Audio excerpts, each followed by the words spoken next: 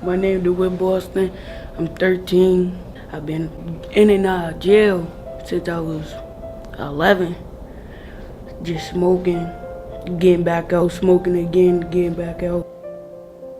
My name is Shakir Hopkins. I'm 14. I've been doing drugs since I was 10, and I've been trying to get off drugs, but it's hard. I hate calling my mom when I'm locked up because I feel like I just can't take it. So I just stay here, try to do my time, and get out. Don't use drugs. Drugs is not for you. Just go to school and get your education and graduate.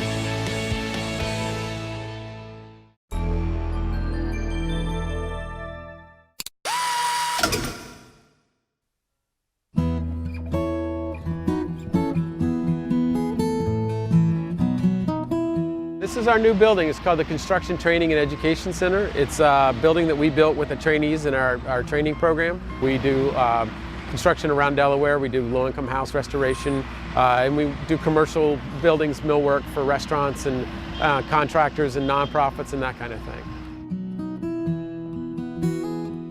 So this is the inside of the Construction and Training Center.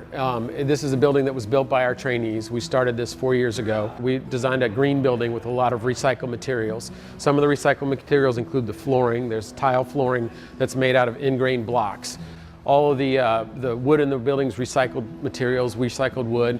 There is the daylighting with the sawtooth. We kind of borrowed from the vernacular of the architecture on the riverfront and took some of the sawtooths and put them into this building, which makes a great daylighting feature for the shop. And as you can see, we don't have lights on right now. We don't really ever turn them on during the day. The steel was all fabricated just up the street, and it's all out of recycled content to the steel. And the kids put the steel together using sort of an erector set with bolted connections. There are no welded connections, so they could choose the brackets and identify which bracket goes with which beam and put them together with the bolts, do all the bolting themselves. So the construction was done entirely by our trainees, entirely on site.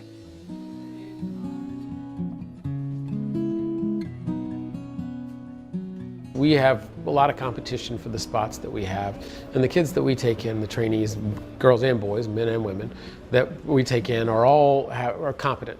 They're intelligent, and they have a lot to offer. What they have is often have a hard time prioritizing their life and dealing with all the little things to allow them to get to work and to get through the sort of things that we take for granted, the ability to get places, transportation, having a support system. And a lot of these guys you find just have none of that. So our biggest accomplishment will be getting them in their lives stable enough that work can be the priority and not just dealing with an everyday existence, which is really what big part of the problem is. One of our main projects is a rail car that we're restoring. It was a rail car that was built here in 1889 by the Jackson and Sharp Company, and we're doing a restoration of that rail car. So this is the interior of the rail car. The rail car, all the millwork was done here on the site. A lot of the wood that you see is reclaimed wood. We used a lot of old reclaimed yellow pine for the floor and for the vertical window posts. There's a lot of poplar that was used in there, and all these things were milled on site and installed by our trainees. The point of the recreation is to interpret the history. It's not to salvage an artifact. And so while we use a lot of the original pieces, we're building something that really interprets how it was originally built and the historical importance to Delaware and to Wilmington of that building process. There are several public museums and public organizations that work with kids that are looking for a place to put the rail car. We're going to put it undercover, build a pavilion for it, and open it up so kids can come in and learn a little bit about what we did in the construction of the car, but also have a really neat space to learn in. We have the capacity to do very high-end work. We have some very accomplished craftspeople on staff, and we have work with materials. We have a kind of state-of-the-art shop, and so we will take on any kind of job that works for us and is labor-intensive and the trainees can be involved in. The only thing that people have to understand about working with us is that we work on a time frame that allows us to teach while we work. So if the time frame, it doesn't have to be done yesterday, we can take on anything, and we have.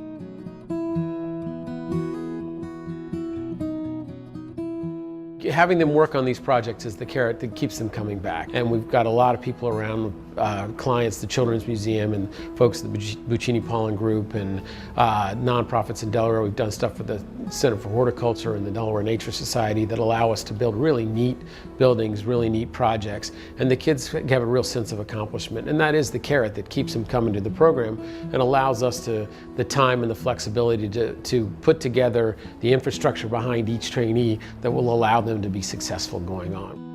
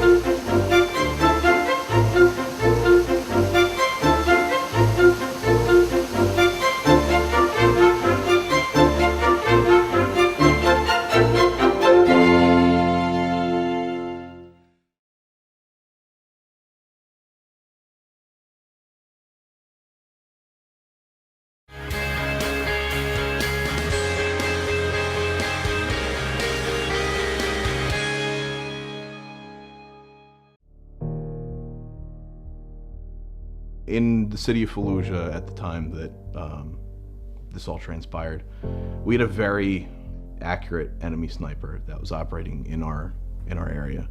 A tactic that the enemy would use, they would sometimes shoot the first guy just to wound him, and they would, try to kill all the responding Marines. So on the day that Sean was shot, we were running like a platoon-size operation, so there was about 30 of us. And I remember I was staring right at Sean. It was really hot out. We were all out of water. We've been out on patrol for hours, all exhausted. Something that we noticed was that when you start seeing the civilian populace go away and you stop hearing the typical noises that you hear, that you better prepare yourself for something coming your way. I was staring for some reason at that time. I stare right at Sean, and you just hear the pop. The round goes off.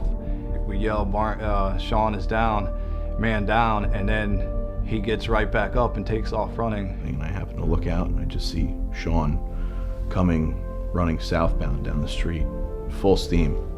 And I'm just thinking, oh, he almost got hit. I guarantee you, he's got that pucker factor going on right now. But, he looked like he was going behind a vehicle. And as I'm watching this unfold, I noticed that he didn't get behind a vehicle. He just collapsed behind the vehicle. And that's when the knot in my stomach tied up. That was another selfless act, because he instead of staying down, the warrior in him just came up and he got up and took off running. He had the wherewithal to realize what was going on while he was critically wounded. Got himself up to not jeopardize any of us, and I think that's kind of like a gift of brotherhood. And he actually might have saved some of our lives, because he helped us all out by not having to to go into the kill zone. But I see he's shot in the neck, and it looks pretty bad.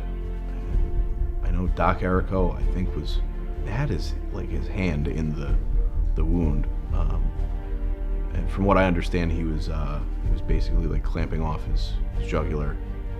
I had pressure on the wound as well. We had 2 guys thrown behind a high back, which is like our version of the military pickup truck, and we throw them in there.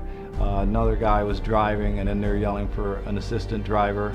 So I hop into the vehicle, and then we just take off. I've never seen a Humvee drive that fast. I could tell like how much pain Sean was in, and again, not knowing anything about medicine, I'm pleading with our corpsman, you need to give him a shot of morphine. You got to give him something. He was in so much pain. You could tell. So he said, I'm concerned about his blood pressure dropping too low.